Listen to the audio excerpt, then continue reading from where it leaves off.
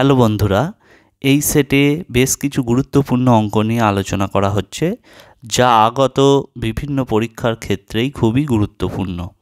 এগুলি অনুশীলন করলে তোমরা উপকৃত হবে।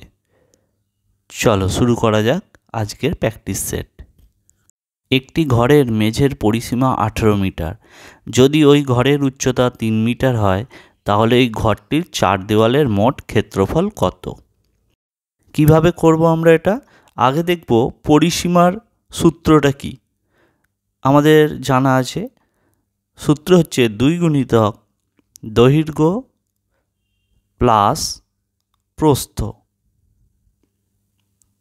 অঙ্কে পরিসীমা দেওয়া আছে কত? 18 মিটার। তাহলে 2 গুণিতক দৈর্ঘ্য প্লাস প্রস্থ সমান হচ্ছে 18 মিটার। আমাদের বার করতে হবে কি? 4 দেওয়ালের মোট ক্ষেত্রফল।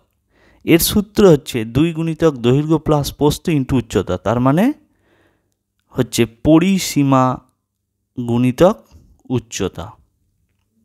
ওকে, পরিসীমা ইন্টু উচ্চতা করলেই আমরা পেয়ে যাব।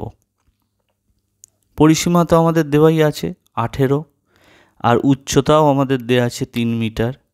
তাহলে গুণ করলে হয়ে গেল 54 বর্গমিটার। তাহলে আমরা উত্তর পেলাম কোনটা? অপশান সি উত্তর হলো। ওকে, বোঝা গেছে? পরের অঙ্কটিতে কি বলা হয়েছে দেখো। এ একটি কাজ 6 দিনে শেষ করতে পারে। বি এর চেয়ে 25% বেশি দক্ষতা সম্পন্ন।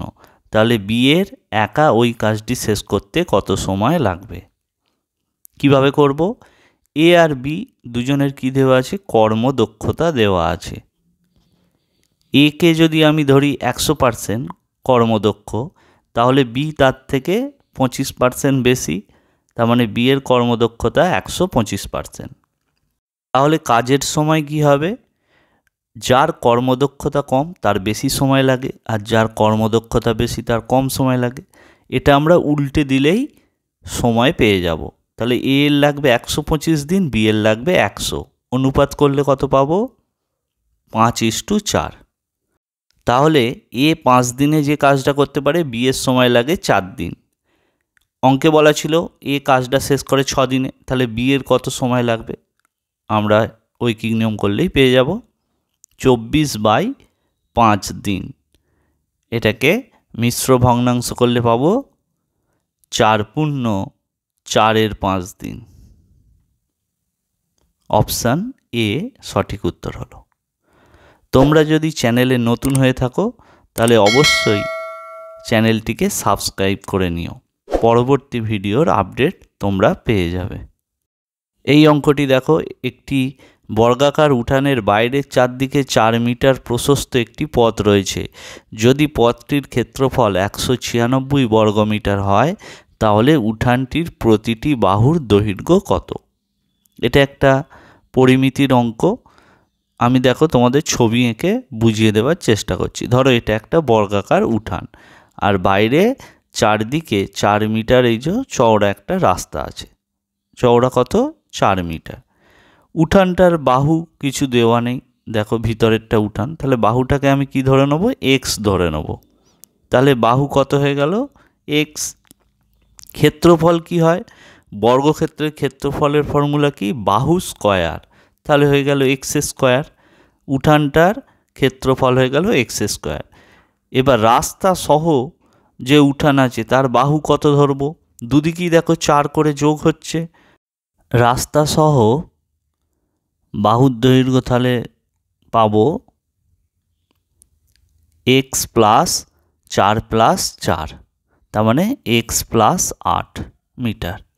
ক্ষেত্রফল তাহলে কি হবে? বাহু স্কয়ার। তাহলে এক্স প্লাস 8 তার হোল স্কয়ার। এটা রাস্তা সহ উঠান, আর এক্স স্কয়ারটা ছিল শুধু উঠান। তাহলে রাস্তা সহ উঠানের ক্ষেত্রফল থেকে আমরা উঠানের ক্ষেত্রফল বাদ দিলেই পাচ্ছি কত? 196, যেটা দেওয়া আছে। এখান থেকে আমরা এক্সের মান বার করলেই পেয়ে যাব। প্রথমটা এ প্লাস বি তার হোল স্কোয়ারের ফর্মুলা পড়েছে, তাই হচ্ছে x square plus 2 × x × 8 plus 8 এর whole square minus x square সমান 196। দুদিকেই এক্স স্কোয়ার কেটে গেল, প্লাস মাইনাসের জন্য পেলাম 16x প্লাস 64 সমান 196। 64টা এদিকে যোগে আছে, ওদিকে গেলে বিয়োগ হয়ে যাবে। তাহলে 16x সমান কত পেলাম, বিয়োগ করে 132। 16টা এক্সের সাথে গুণে আছে, ওদিকে গেলে ভাগ হয়ে যাবে, কাটাকাটি করলে পেয়ে যাব 33-এর 4। x সমান হলো 33-এর 4। এটা একটা অপ্রকৃত উত্তর, যেহেতু দশমিকে আছে তাই আমরা এটাকে দশমিকে করে নেব। দশমিকে প্রকাশ করলে পাচ্ছি 8.25 মিটার। অপশান সি সঠিক উত্তর হলো। অঙ্কগুলি ভালো লাগলে শেয়ার ও লাইক করতে কিন্তু ভুলো না।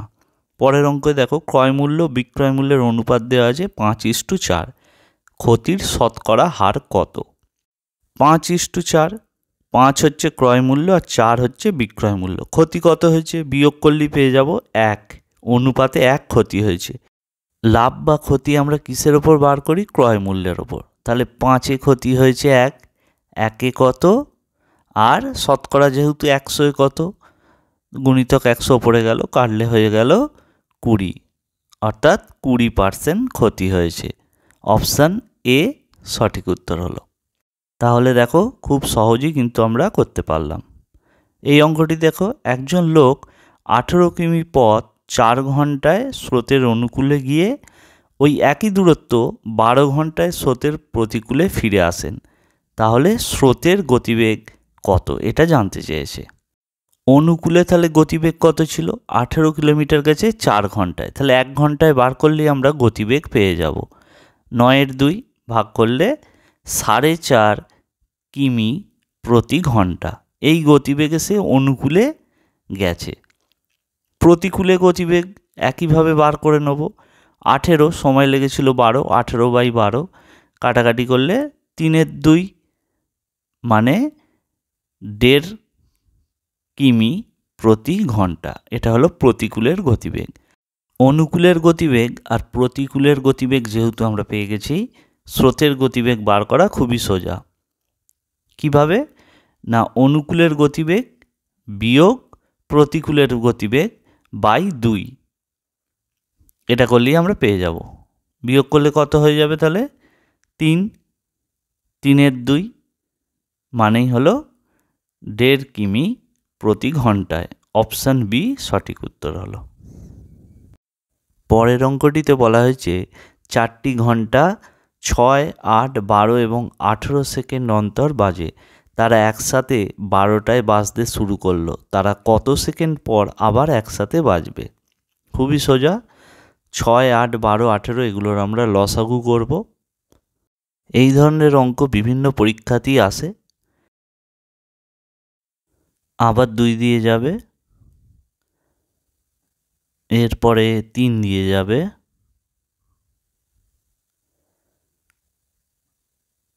আর যাবে না। এবার আমরা নির্ণেয় লসাগু সমান লিখব 2 গুণিতক 2 গুণিতক 3 গুণিতক 2 গুণিতক 3 গুণ করলে কত হচ্ছে 72। 72 সেকেন্ড পর আবার তারা একসাথে বাজবে। অপশান এ সঠিক উত্তর হয়ে গেল। আশা করি তোমরা বুঝতে পেরেছো। লসাগু গসাগু নিয়ে এই চ্যানেলে অনেকগুলি ভিডিও আছে, তোমরা পারলে দেখে নিতে পারো প্লেলিস্ট থেকে। পরের অঙ্কে কি বলা হয়েছে দেখো, দুজন প্রার্থীর মধ্যে একটি নির্বাচনে একজন প্রার্থী যে মোট ভোটের 40% ভোট পেল, সে 15,000 ভোটে পরাজিত হলো। বিজয়ী প্রার্থী কত সংখ্যক ভোট পেয়েছে? কিভাবে করব? মোট ভোটার কত ধরে নেব? 100%। মোট ভোট ধরে নেব 100%। তার মধ্যে পরাজিত প্রার্থী কত পেয়েছে? 40%। তাহলে বাকিটা বিজয়ী প্রার্থী পেয়েছে 60%। যে জিতেছে সে 60% পেয়েছে। তাহলে জয়ী আর পরাজিতর মধ্যে তফাৎ কত? বিয়োগ করলেই পেয়ে যাব 20%। 60 থেকে 40 বিয়োগ করলে 20%।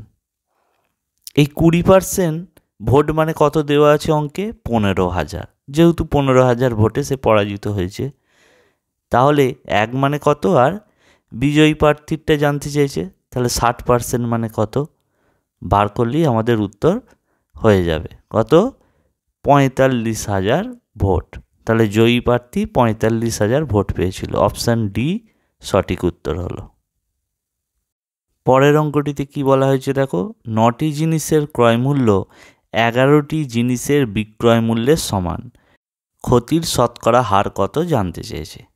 9টি জিনিস যে দামে কিনেছে, 11টি জিনিস সেই দামে বিক্রি করেছে, তার মানে কি দুটোর কেনা দাম তার লস হয়েছে। এক্ষেত্রে আমরা ক্ষতিটা দেখাবো 11টার ওপরে, ঠিক আছে? 11টায় দুটো ক্ষতি হয়েছে, একে কত আর শতকরা হিসেব মানে 100 কত করলেই পেয়ে যাব 200/11। এটা একটা অপ্রকৃত, একে মিশ্র ভগ্নাংশ করলেই পেয়ে যাব 18.2%। অপশান এ সঠিক উত্তর হলো। পরের অঙ্কটিতে বলা হয়েছে 2 বছরে বার্ষিক কত শতাংশ হারে চক্রবৃদ্ধি সুদে 400 টাকা 441 টাকায় পৌঁছাবে।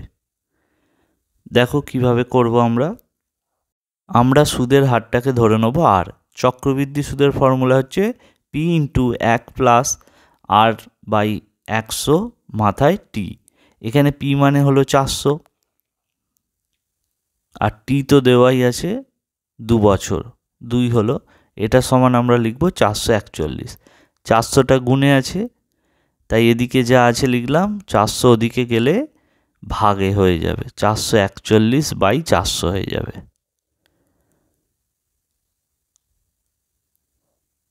তারপরে দেখো 441 আর 400, এটা 21 আর 20 স্কোয়ার, তাই এটাকে হোল স্কোয়ার দিয়ে লিখলাম, তারপর 2 2 দুদিকে কেটে দিলাম।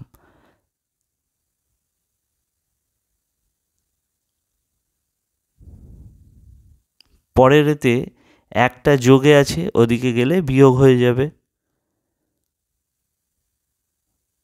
21/20 বিয়োগ 1,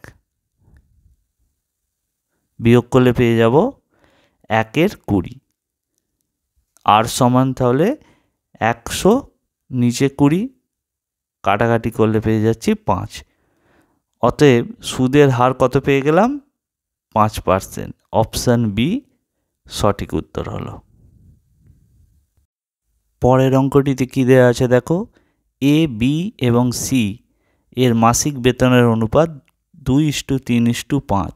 যদি সি এর মাসিক বেতনের পরিমাণ এ এর থেকে 1200 টাকা বেশি হয়, তাহলে বি এর বার্ষিক বেতনের পরিমাণ কত? A:B:C, এদের বেতনের অনুপাত দেওয়া আছে 2:3:5। এবার লক্ষ্য করব এ আর সি এর অনুপাতের পার্থক্য কত। তাহলে 5 থেকে 2 বাদ দিলেই পেয়ে যাব 3। এই পার্থক্য মানেই কত দেওয়া আছে? 1200 টাকা। তাহলে অনুপাতে 3 মানে 1200। বি এরও অনুপাত আমরা কি দেখছি? 3। তাহলে বি এরও বেতন কত হবে? 1200 টাকা। এবার জানতে চেয়েছে বি এর বাৎসরিক বেতন কত, তার মানে 12 মাসে কত। তাহলে 1200কে আমরা 12 দিয়ে গুণ করব, তাহলেই উত্তর পেয়ে যাব। গুণ করলে হচ্ছে 14,400 টাকা। অপশান এ সঠিক উত্তর হয়ে গেল। প্র্যাকটিস সেটটি যদি তোমাদের ভালো লেগে থাকে, তাহলে পরবর্তী প্র্যাকটিস সেটের আপডেট পেতে অবশ্যই চ্যানেলটিকে সাবস্ক্রাইব করো, লাইক এবং শেয়ার করতে ভুলো না।